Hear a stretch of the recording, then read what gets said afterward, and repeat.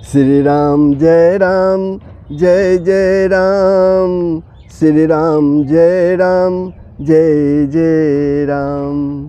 प्रभु, आप लोगों ने छठे श्री आनंद रामायण के सारकांड के छठे सर्ग में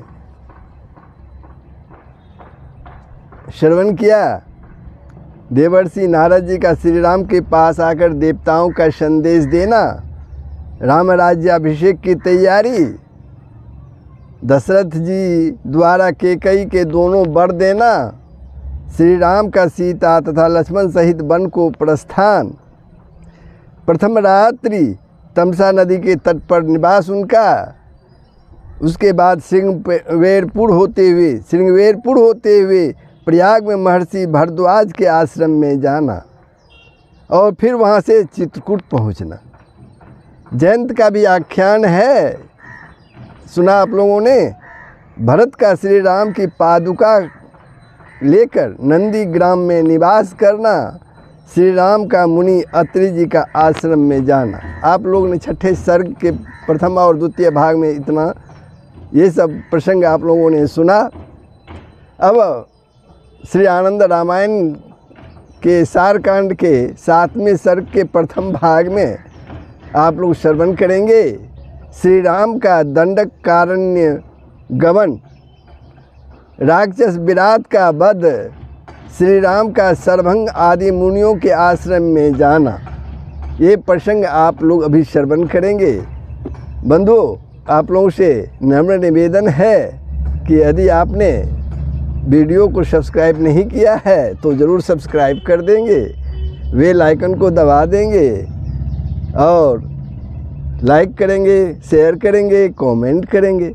जय श्री हरि। तो आगे का प्रसंग ध्यानपूर्वक आप लोग श्रवण करें और मनन करें और पुण्य के भागी बने। शिव जी जो है माता पार्वती को राम कथा सुना रहे हैं। ये प्रसंग वैसे ही चल रहा है शिव जी और पार्वती जी के संवाद से। तो शिव जी बोलते हैं, हे पार्वती, श्री राम सीता तथा लक्ष्मण के साथ दिव्य धनुष को हाथ में लेकर दंडकारण्य के लिए गए। कौन? प्रभु श्री राम दंडकारण्य के लिए गए। आगे आगे राम चल रहे थे, आगे आगे प्रभु श्री राम चल रहे थे, उनके पीछे जानकी थी और जानकी जी के पीछे सुमित्रा पुत्र लक्ष्मण चल रहे थे। वे हाथ में धनुष तथा बाण धारण किए हुए थे। वहाँ वन में एक सरोवर को देखकर उन्होंने उसमें स्नान किया।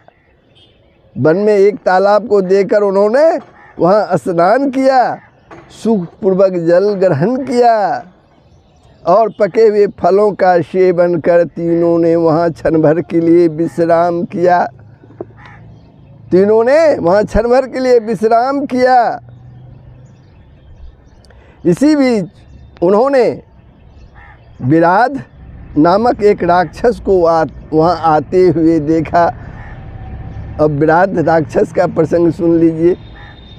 इसी बीच उन्होंने विराध नामक राक्षस को अपनी ओर आते हुए देखा, जो बड़ा ही भयानक महान बलशाली था।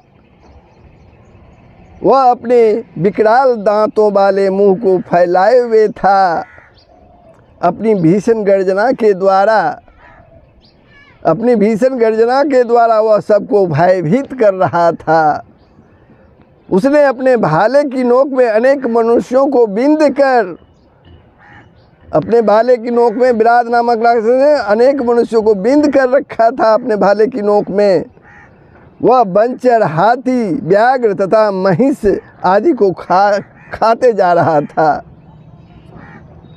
तब धनुष में प्रत्यंजा चढ़ाकर और उसे हाथ में लेकर श्री राम लक्ष्मण से बोले,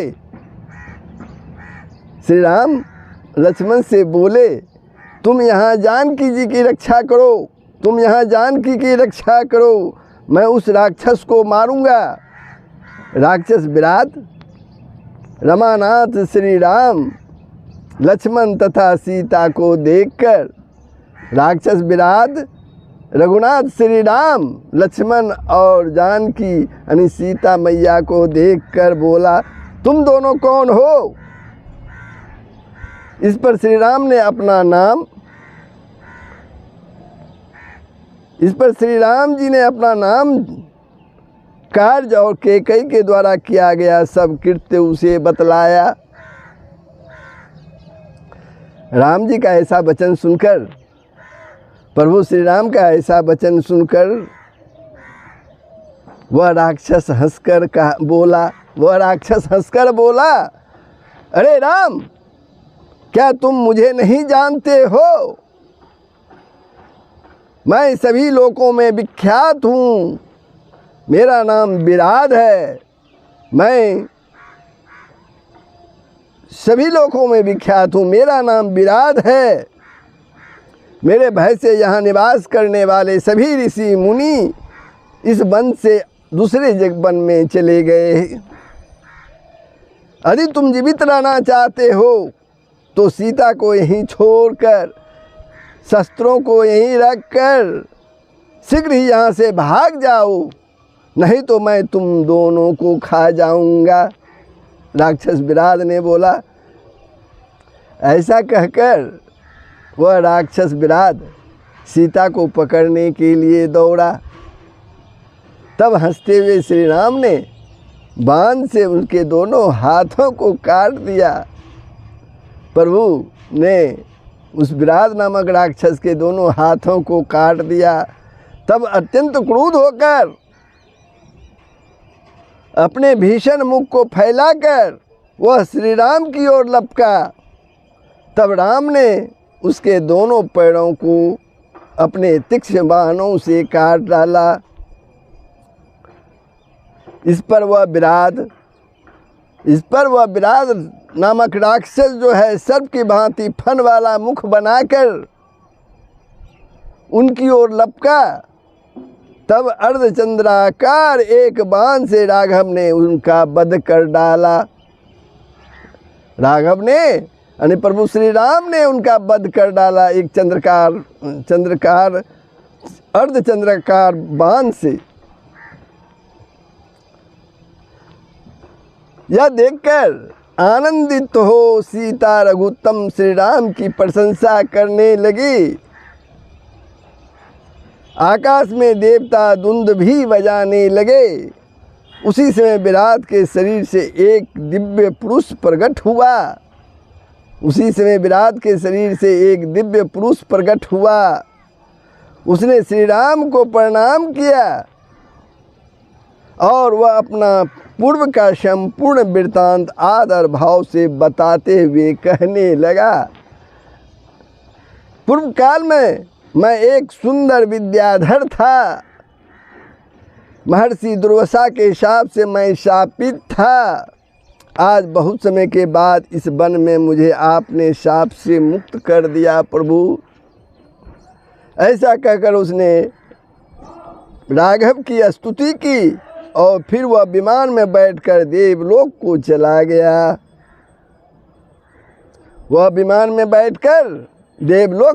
गया।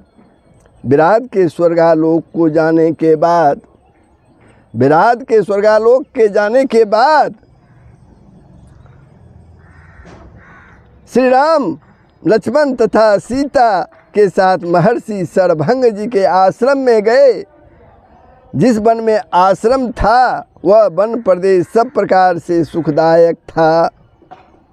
श्री राम आदि ने मुनि शरभंग जी को प्रणाम किया और मुनि ने भी उनका बहुत आदर सत्कार किया। एक रात्रि श्री राम उस आश्रम में रहे। अपने भाई लक्ष्मण, पत्नी सीता के साथ उस आश्रम में एक रात्रि प्रभु श्री राम जी वहाँ रहे।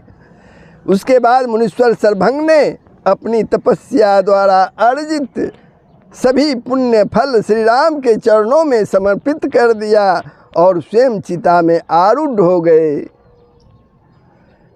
उनकी स्तुति करके मुनि शरभंग विमान में विराजमान होकर परम धाम वैकुंठ को पधारे। तदंतर श्री राम धीरे धीरे बढ़ते हुए महर्षि सुतीक्ष्ण जी के श्रेष्ठ आश्रम में पहुंच गए।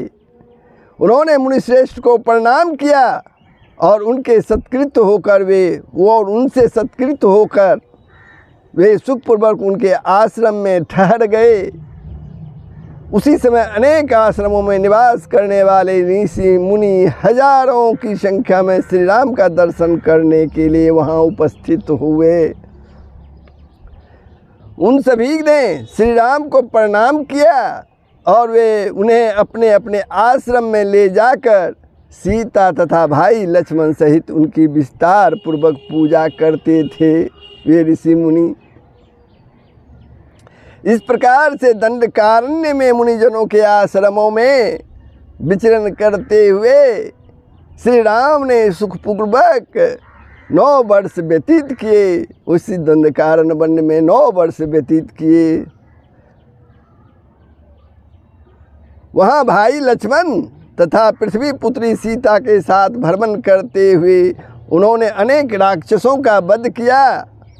वहाँ अनेक आश्रमों, उद्यानों, पुष्पवाटिकाओं, उपवनों, नदियों के जलों, तालाबों, पर्वतों के शिखरों तथा अन्य रमणीय स्थानों में और जम्बू, आम, कदली, द्राक्षा आदि अनेक वृक्षों तथा लताओं के निकुंज में श्री राम ने देवी सीता के साथ उसी प्रकार आनंद विहार किया जैसे कि भगवान शिव देवी पार्वती के साथ क्रीड़ा किया करते हैं, खेल किया करते हैं। कुछ समय पश्चात श्री राम कुंभजोनी अगस्त जी के आश्रम में पहुँचे। वह आश्रम अनेक वृक्षों से समन्वित था।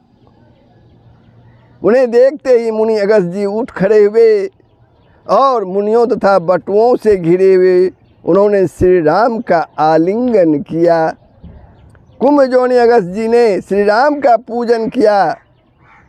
उनसे सत्कृत होकर श्री राम उनके आश्रम में कुछ दिन तक रहे। उसके बाद मुनि श्रेष्ठ अगस्त जी ने श्री राम की स्तुति की और महेंद्र द्वारा प्रदत्त एवं पहले से रखा हुआ धनुष उन्हें प्रदान किया। उसके साथ ही अक्षय बाण वाले 2 तरकस और रत्नों से विभूषित खड्ग भी उन्हें प्रदान किया अगस्त मुनि ने। तदंतर श्री राम मुनि अगस्त जी के कथनानुसार गौतमी नदी के उत्तर तट पर स्थित रमणीय पंचवटी गए। मार्ग में उन्होंने पर्वत के समान विशाल आकृति वाले तथा अपने पिता दशरथ के मित्र और अरुण के पुत्र जटायु पक्षी को देखा। उससे वार्ता करके वे आगे बढ़े। चित्रकूट की तरह वहाँ भी उन्होंने एक सुंदर एवं विशाल पर्णकुटी बनाई। कुछ समय श्री राम सुखपूर्वक वहाँ रहे। पक्षीराज जटायु वहाँ सीता जी की रक्षा करते थे। तो बंधुओं, यहाँ तक का प्रसंग आप लोगों ने सुना, कैसा लगा कमेंट करके बताएंगे। और आगे का प्रसंग दूसरे भाग में आपको श्रवण करने का मौका मिलेगा। तो बंधुओं, जय श्री हरि, जय श्री राम, जय बजरंगबली। सबका भला ही होगा, पूरे विश्व का कल्याण होगा। यही सनातन धर्म का मूल तत्व है।